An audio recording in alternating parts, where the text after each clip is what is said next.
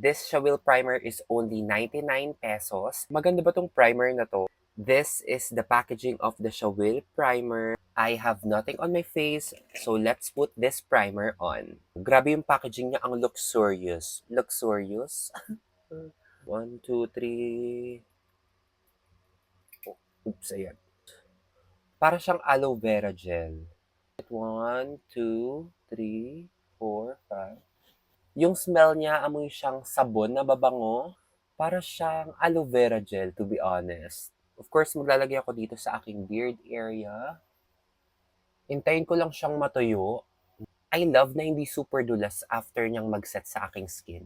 Alam mo yung medyo sticky siya. So I think this would help para mag-grip talaga niya yung makeup ko, yung foundation na ilalagay ko, or yung base na ilalagay ko. Oil-free nga siya. As you can see, ang unti ng shine sa aking face. I have to be honest, yung pores ko here, super visible pa rin niya. Wow, super na-amaze ako sa primer kasi oh my God.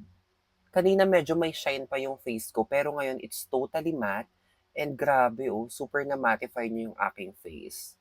Hindi man super pala, pero na-mattify niya yung aking face. Now it's time for the base. OMG, I think I found another primer recommendation na super worth it, walang budol, talagang maganda. This is the Shawil Makeup Primer and yes, maganda siya. Kanina akala ko hindi na blurred out yung pores ko. In fairness, walang creasing. Grabe tong primer na to.